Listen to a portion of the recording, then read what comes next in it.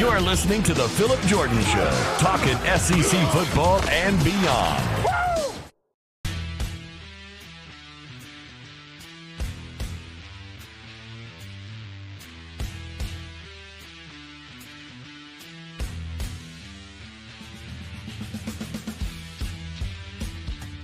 Good Monday morning, everybody, and welcome in to the Phillip Jordan Show. Hope you've all had a great weekend. I am Phillip Jordan, the in-studio host and producer for Nothing Was Football and I6.9 The Legend, also writer for Last Word on College Football. And I appreciate y'all checking out the show, making it the start of your week here with the Phillip Jordan Show. We're going to have a good show planned for you guys today. Going to be joined by Kelvin Hunt. He is the editor over at Chop Chats. We're going to talk Florida State football here on the podcast today because, hey, it is game week 0 in college football. Kicks off this weekend. Florida State does have a game this weekend. So they don't open with LSU. LSU opens with them, but they don't open with LSU. So we have a good 22-minute conversation I recorded with Kelvin this past weekend. So I hope you guys will enjoy that one. And after that, we'll jump around some news. Don't do news segments a lot, especially if the guest goes 20, 22, 20, like that one did. But a few news items we're going to hit on, and then we'll get out of here. Got some good guests coming up this week on the show, so I think you're going to enjoy the podcast this week. Got guests for Monday, Tuesday, Wednesday, and Thursday. Friday will be a solo podcast this week. And also, apologies that there was not a show on Friday. A lot of stuff was going on. I just couldn't get a show out there for you guys. It was going to be a mailbag episode, so there are questions I have that I was going to use that I did not use on Friday because I didn't do a show. I will sprinkle them in throughout the week, especially on Tuesday, Wednesday, Thursday. That'd be the plan. Maybe Friday as well, because we're going to do a Friday show as well, because we're going to preview all the week 0 games coming up on Friday. But anyways, before we jump into my conversation with Kelvin Hunt, let you guys know you can find me in the podcast. You can find me on social media at PJordanSEC.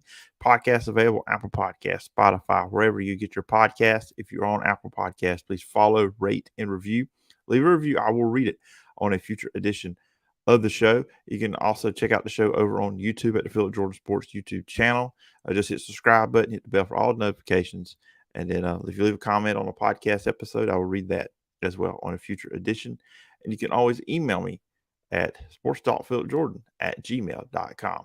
Now let's talk Florida State Seminoles with Kelvin Hunt from chopchat.com.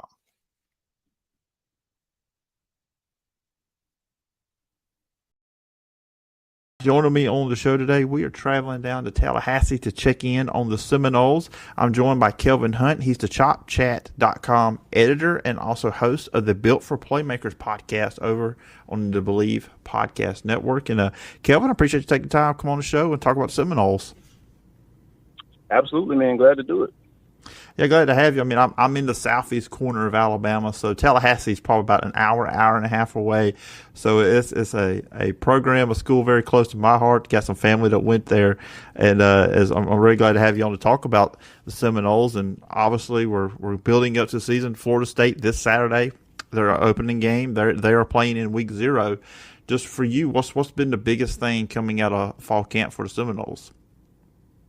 And the biggest thing out of fall camp is just getting to the first game and hopefully getting off on a positive start. You know, FSU hasn't won their season opener since 2016 against Ole Miss. And, everybody's just excited, waiting to see how the season's going to unfold. So, just kind of seeing those guys in action, we're getting great positive reports out of camp. And, but I think a lot of the fan base is kind of like, okay, I hear you, but you got to show me. So we're just waiting for actual game time, I guess, and see what transpires. Yeah, and going into this year, this is year 3 under Mike Norvell. He is 8-13 in his 2 years there. They got off to a slow start last year. The team got better as the year went on, but going into year 3, I mean, I'm not going to necessarily say is he on the hot seat, but I mean, what's the pressure level in year 3? You think?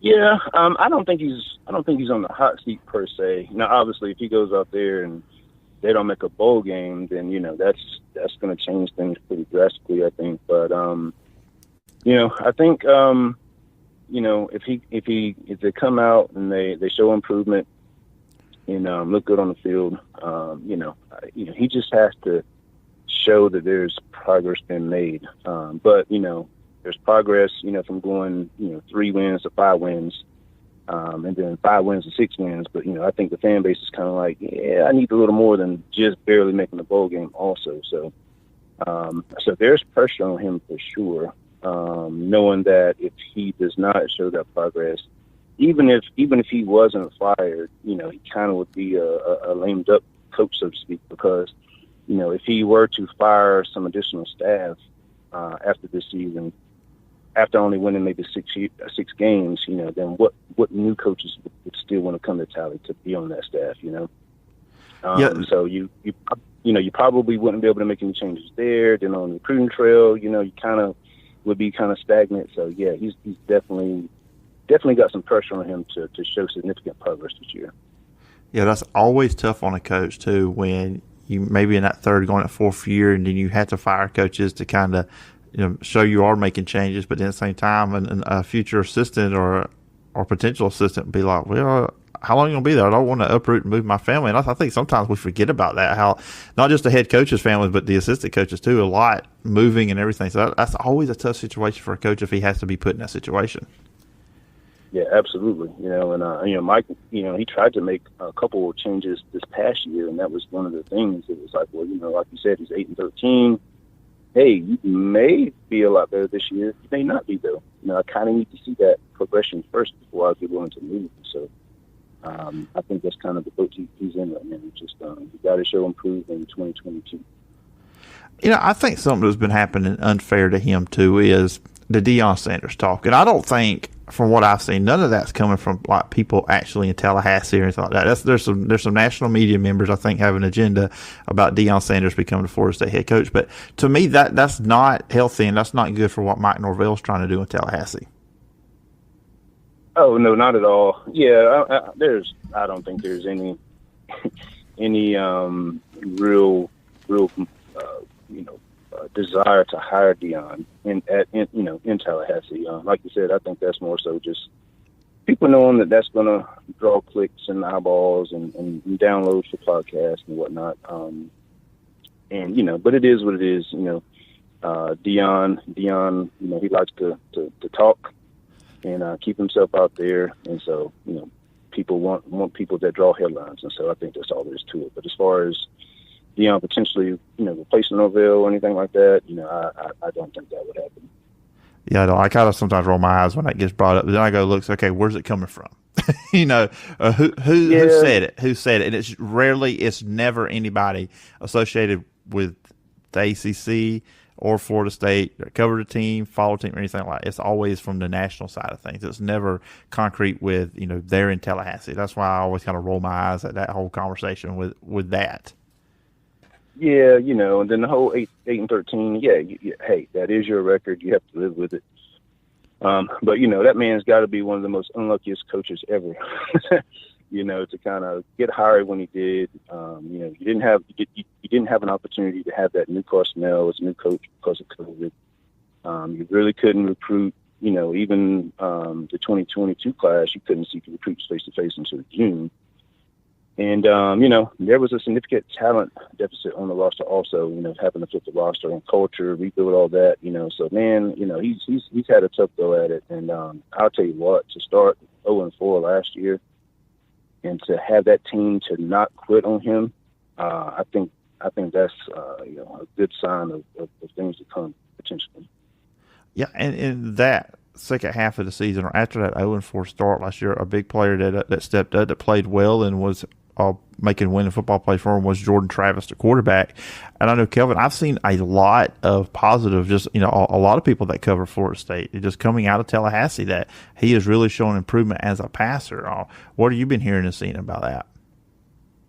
Yeah, that's the same sentiment I'm hearing. And even without the improved passing, if Jordan Travis was healthy and started all 12 games last year, FSU probably wins a minimum of 7 games, right? I mean, his biggest issue has been his unavailability because of injuries. So if he remains healthy and he does show that progression as a passer, which we saw that in the final 3 games of the year against Miami, Boston College, and Florida. I mean, he was averaging, nearly 250 yards per game in the air and, around 60 yards on the ground. And so if you kind of extrapolate that over 12 games, that's going to get it done enough to win, 7 or 8 games. So, I mean, he's showing a lot of progression. They're basically making him stay in the pocket at practice from what I'm hearing, not using his legs, just to, kind of get accustomed to making his reads and doing damage with his arm instead of his legs so much. Yeah, and another thing for him that's got to be like big and kind of really help in development. He's not looking over his shoulder this year. I mean, he is the guy. I mean, and that's got to take a big weight off shoulder. Of course, Mackenzie Milton was there last year. Didn't start the season, but he came in. I remember in the Notre Dame game, and then all that stuff, and then kind of back for early. But not having something there, like you're the starting quarterback, so that's also got to be a big thing for him. Yeah, that's been really big. Confidence. As a former college athlete, I can tell you confidence is everything. And also, just him being healthy enough to practice. Last year in the summer and fall, he had a lot of issues going on that kept him from getting the practice reps that he needed as well. And so he's been available, pretty much all off season. And so just continuously getting those reps and learning the playbook, I think that's been really big in helping his confidence. Going out there and performing at practice and in the scrimmages. And so, it sounds like, if he's healthy this year, they're going to be able to surprise some people, especially with the talent infusion that Mike Norvell and coaching staff brought in at wide receiver. So, should be interesting for sure. Yeah, let's talk about that. I mean, obviously we talk about the quarterback, but it all comes down to who you have around you, who's the talented players, who's going to be, doing the things with the ball when he gets it to them. And they did bring in a transfer from Oregon, Micah Pittman, at wide receiver. But when you look at that receiving group Florida State has coming in, what sticks out to you the most? Yeah, I mean, you have, it's a great mixture of talent. I mean, you have Pittman, who's a former top 100 player. You have Johnny Wilson, transfer from Arizona State, who's number 116 overall in his recruiting class. You still have Malik McClain, who had a decent freshman season with all things considered, with multiple quarterbacks playing and things like that last year. And so you have guys that can get open against one, man-to-man coverage. Now you have guys that can win those one-on-one matchups. That was the biggest problem they had last year. You didn't have the talent to win against man-to-man coverage to make those plays when you needed them on 3rd and 5 or whatever, or in the red zone. And so you have Johnny Wilson, who's 6'7", 235 pounds, who in practice sounds like he is going to be a true red zone threat. Micah Pittman has shown, sure hands. He's physical, tough. He can get open, get a good release off the line of scrimmage. Malik McClain has shown improvement over last year. So, he's got talent around him now to make plays, and that was one of the biggest issues they had last year. So, definitely could surprise some people as long as the O-line holds up. Yeah, in the offensive line, it feels like this kind of dates back really the last year or two. Jimbo Fisher has been an issue at Florida State for a little bit now, but it does seem like that they are headed in the right direction. How do you see offensive line? I know they have a Wisconsin transfer, Caden Lyles, coming in, but offensive line, how do you see that group shaking out? Yeah, well, unfortunately, Caden Lyles is in the lost for the season. That came out last week, and but the good thing is they brought in, so discounting him, they brought in 3 additional transfers from the portal. Bless Harris, who will probably play tackle. You have Dimitri Emmanuel from UNC Charlotte, who will probably play guard. And you have, the other name is escaping me, but so they have probably, I would say, 7 to 9 players that can fit a rotation, which is something we haven't had, and I can't tell you when. And so as long as those guys, can, they can just avoid two guys going down or something like that. They got Darius Washington coming back, who can play all 5 positions on the offensive line. So, he'll be a good swing guy. But They look improved. They looked improved last year until they had a lot of injuries that kind of hampered them down the stretch. That lack of depth kind of showed up. But if they can keep what they have right now, I think that offensive line will be an upgrade over last year. On the defensive side of the ball, that was one thing that really gave them that momentum last year. After you talked about that 0-4 start, the defense was not playing well during those 4 games. They got much better as years go on. Going into this year, of course, they got to replace Jermaine Johnson coming off the edge. He had 12 sacks last year, 70 tackles, 18 TFLs. But they went hard in transfer portal. They got a few interesting guys coming in there. I know defensive end from University of Albany, Jared Verse, who had 14.5 sacks at the FCS level. Central Florida transfer Tatum Bethune. So they really look like they found some playmakers to bring in and add to this defense through the transfer portal. Yeah, absolutely. That was really big. Even before those guys, you still had leadership at all 3 levels. You had Fabian Lovett, you had Robert Cooper there as defensive tackles. You had Kalen DeLoach, who emerged last year at linebacker, and then you had first team All ACC Jamie Robinson there in the secondary. So even before you add those transfers, you kind of have leadership and talent at all 3 levels. And so when you add, Verse, and when you add Bethune there, linebacker, you talk about an upgrade. Bethune's going to be a player for those guys. And then you look at Akeem Dent, who's really, resurrected his career since he's been at FSU. And then you look at the emergence of Amarian Cooper at boundary cornerback last year, and it looks like Ronaldo Green may have locked up the field corner position. The defense was the strength of the team last year. It'll probably continue to be the strength of the team this year. And when you look at the first 4 games last year, they weren't great, by any means. But against Notre Dame, FSU's offense turned the ball over 3 times, which resulted in 21 points, right? You look at Jacksonville State, they gave up 20 points. But if the offense is even remotely good, they blow them out. Louisville, the first half was, that was ugly, but the second half they adjusted and, pretty much shut them down. So against Wake Forest, which was an elite offense last year, FSU's offense turned the ball over 6 times in that game, right? So when you turn the ball over that much, that kind of makes your defense look even worse than it really is. And so once they started taking care of the ball and started, they went to win quarterback with Jordan Travis and started establishing an identity on offense and scoring some points, I think that kind of gave the defense confidence, like, hey, we don't have to be out here all day long. The offense is going to score points, and they started feeding off one another. And that's something that you didn't see in the first 4 games. Aside from the second half of Notre Dame, once the offense started scoring there, that kind of fed the defense. And they got to overtime, and they played pretty well there. But the defense should be, I would say, a top 30, top 25 defense at worst this year. Oh, what's been the word on Jared Verse, with Florida State? Because obviously, you're stepping up into a different level of college football, going from the FCS to the FBS there at Florida State. What's been coming out about him at camp so far? Yeah, Verse he's acclimated pretty well. He's big, strong, physical. I think the biggest challenge for him is going to be just the consistency. Of course, everybody will want to compare him to Jermaine Johnson, but the biggest difference, physically, he may be a better athlete than Jermaine Johnson.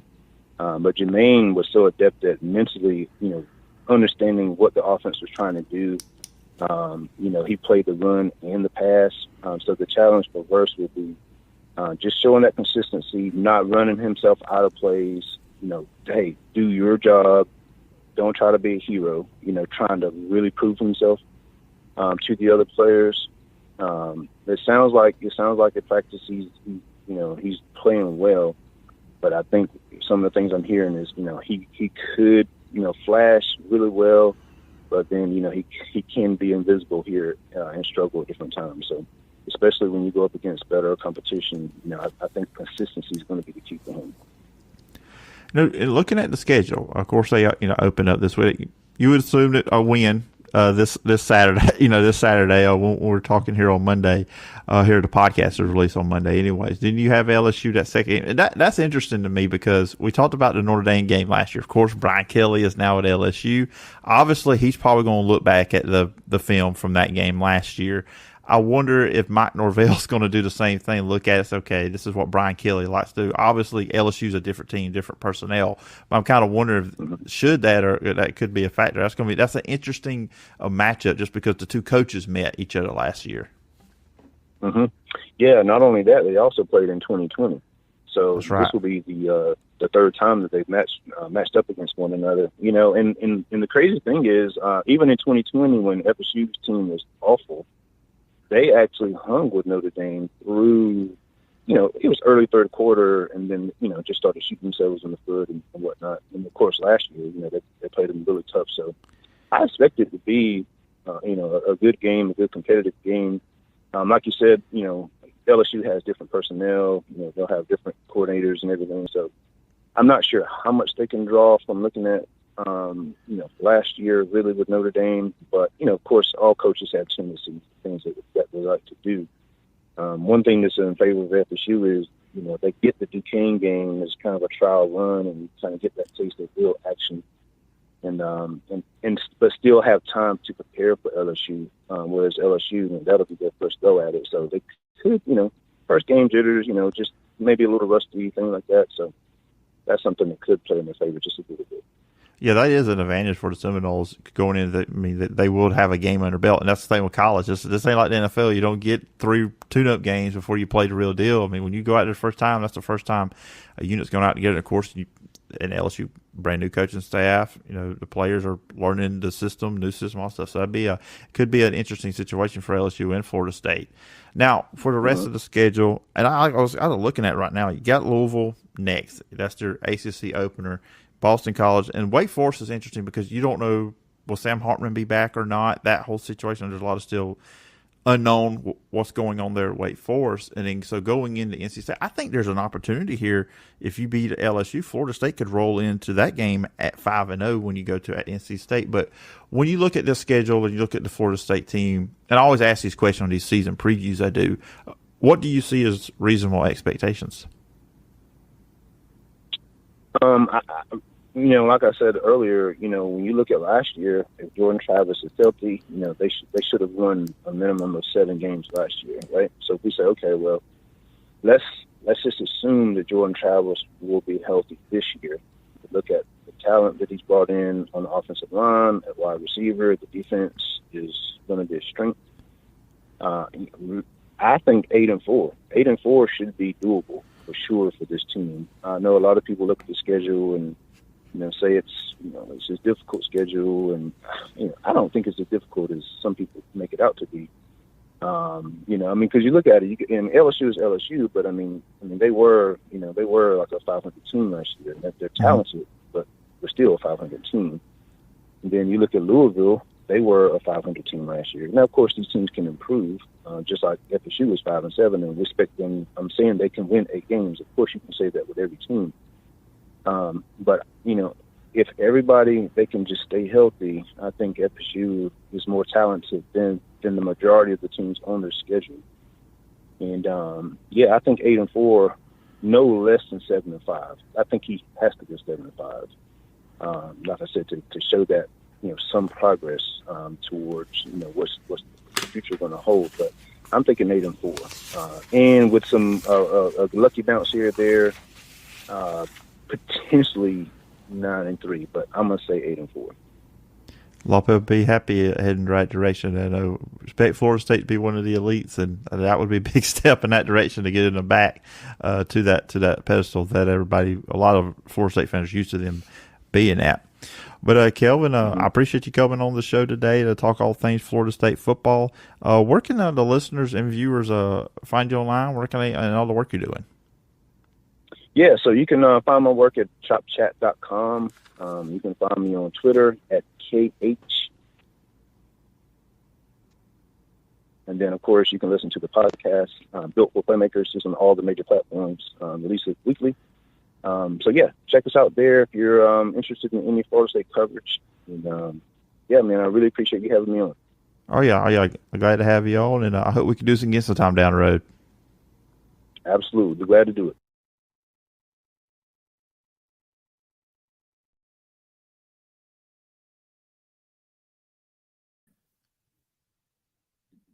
All right. Once again, thanks to Kelvin Hunt for coming on today's edition of the Phillip Jordan Show. Really appreciate him taking out that time.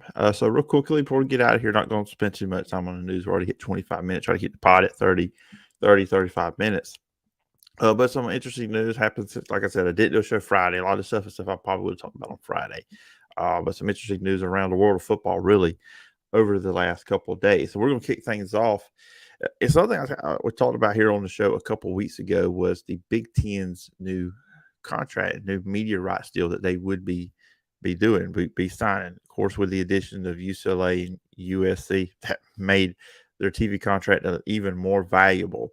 But they signed a new media rights deal with Fox, NBC, and CBS. It's a 7-year media rights deal with those three, or $7 billion.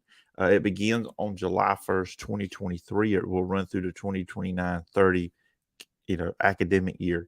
CBS only airs 7 games next season because they're still going to have the SEC games going forward there. It's last year of the SEC deal. Conference projected to eventually distribute $80 million to $100 million per year to the 16 members. Rotate the Big Ten championship game between Fox, CBS, and NBC. Fox will have it in 2023, 2025, 2027, and 2029. CBS will have it 2024 and 2028, and NBC 2026. The interesting thing too here, so Fox will be 30 game. You'll still see the big noon at Fox. That'll be at 12 o'clock, 11 o'clock Central. We're in Alabama, so I use Central Time a lot when I talk about times here. CBS starting in 2024, that will be what we're used to seeing, the SEC on CBS will now be the Big Ten on CBS at that afternoon window, 2:30 Central Time. Just to let y'all guys know, I saw the video that they put out. This is going to sound like an SEC homer. My Twitter handle is PJordanSEC, but it made me vomit my mouth a little bit hearing that theme song with Big Ten highlights. I'm not going to lie. I know it is what it is, but it just didn't sit right with me. I'm used to the SEC being attached to that theme song. And then NBC will be in prime time, Big Ten Saturday night. So, and I remember a couple weeks ago when we talked about this potentially happen, that we talked about how the NBC wanted it to have like the NFL Sunday Night Football feel. So they're going to put a lot into that. Obviously, the being at Fox and the CBS. This is legit stuff. I mean, the Big Ten looks like a professional organization here doing it this way. I mean, your game's going to be. It's like the NFL. There's going to be the 12 o'clock, the 3:30 game, and then the 7 o'clock game. It's kind of what you got here with the Big Ten. So it's going to be interesting. Now, a lot of people probably get used to you seeing Peacock a lot, games on Peacock. So that's going to be another thing. But hey, big TV contract. Of course, we know the SEC's got their full deal with ESPN and Disney and all that. So that's kind of a battle now. These networks versus the worldwide leader. So it's going to be some interesting stuff. We got some SEC running back news. Touch on real quickly. Christopher Rodriguez, Kentucky running back. I still feel like one of the most underrated players in the SEC every year. Matt Jones of Kentucky Sports Radio says Christopher Rodriguez will be suspended 3 or 4 games. Of course, they open with Miami, Ohio. They go to Florida, and they host Youngstown State and then Northern Illinois. One of 14 players that pled guilty to driving under the influence a while back. So if they're without him, that's big.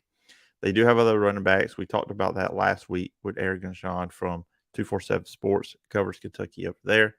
That's a big blow for the Kentucky Wildcats. Now, more news, and this dropped on Sunday. John Emery, LSU running back John Emery, will be suspended 2 games. This dates back to an academic issue from last year. He sat out all of last season too. So I don't. And Brian Kelly said over the weekend that he is in good standing with the university. He's done all the right things football wise. If he's in a good standing academically with the university, I don't understand the NCAA's deal, but this the NCAA is beyond stupid. Some more news going into. Let's travel to Troy. They added a new quarterback, former West Virginia quarterback Jarek Daggy will be now Troy Trojan, and this adds to a very, very loaded quarterback room for Troy Trojans. This was first reported by Josh Boutwell of the Troy Messenger. Daggy started 27 games or played 27 games with West Virginia, threw for 6,453 yards, 40 touchdowns, and 19 interceptions. He had transferred to Western Kentucky, but re-entered the portal, and now he joins a competition with Gunnar Watson and Utah transfer Peter Costelli. So it's a loaded situation there. But Troy had another scrimmage this past weekend. It does look like Gunnar Watson is still favored. He's the front runner for that starting quarterback position. But I'll be interested in how this thing all shakes out with us three. And I do kind of wonder if you're the other two, Costelli and Watson, you're like, okay, we've been in this battle since spring. I mean, Watson has, and then Costelli came in after spring. So now we add in another quarterback to this whole deal. We'll see. It looks like Watson's going to be the guy, though. That's kind of where it's going. But hey, doesn't hurt to have options at the most important position in sports. And then, of course, look, we're talking a lot of college football here, but this is also a football podcast. I do talk to NFL. Of course, we have NFL Thursdays here on the show. And, of course, the big news was Deshaun Watson at the end of last week. Suspended 11 games, and he'll have to pay a $5 million fine, mandatory counseling. His suspension will officially begin on August 30th, so he cannot be around the team. He can return to the Browns October 10th. He can return to practice on November 14th, and he can return to playing against the Houston Texans at Houston Texans on December 4th. That's a very interesting part of it. Jacoby Brissett will be the guy, it seems. I don't know. Do you get in talks with 49ers, go get Jimmy Garoppolo? Because obviously this is a team that wants to make the playoffs. I don't think you can make the playoffs with Jacoby Brissett. And I was telling people this with this whole deal. I would not be shocked if we don't see Deshaun Watson play this year. Because by the time he gets back playing in December, the Browns very well could be out of playoff contention, especially if they don't make a move and they struggle with Brissett. So what would be the point of playing him if you're the Browns? Look, say if you want to about him off the field stuff. I mean, I think he's a despicable human being. He should not be playing at all this year. I think he should be suspended the whole year, but it is what it is. If you're out of playoff contention, I wouldn't play him just from a franchise standpoint, because when he was on the field last, he was a top 5 quarterback. There's no denying his talent and how good of a quarterback he is. He's one of the best in the league. So, but I also say this: it is interesting. The NFL decided let's go 11 games. That's an odd number, in my opinion. And then the first game back is at Houston. So if he does play, come back and he does play in that game, a lot of eyeballs are going to be on it. There's going to be a lot of attention, and a lot of the stuff is going to come back up because he's playing against his old team. Well, anyways, guys, that's going to do it for today's edition of the Phillip Jordan Show. Once again, appreciate you checking the show out. If you checked it out live on Monday morning on YouTube, appreciate it. I know there's some viewers in there. I still need to work on getting some live comments here in the show, but we'll work on that. We'll keep plugging along. I'll be back tomorrow, be back Wednesday, be back Thursday, and I'll promise there'll be a Friday show this week when I know there was not one last week. If you want to check out the audio podcast, just, it's on all your favorite podcast platforms. Just look up the Phillip Jordan Show. Please, on Apple, please follow, rate, and review. Leave a review. I will read it on a future edition of the show. You can check the show out on YouTube, as I just mentioned, the Phillip Jordan Sports YouTube channel. Please subscribe, hit the bell for all notifications, and leave a comment on a video, and I will read it on a future edition of the show. And you can always email me at sports.phillipjordan@gmail.com. Hope everybody has a great Monday, and I'll talk to you on Tuesday. Till then, bye-bye.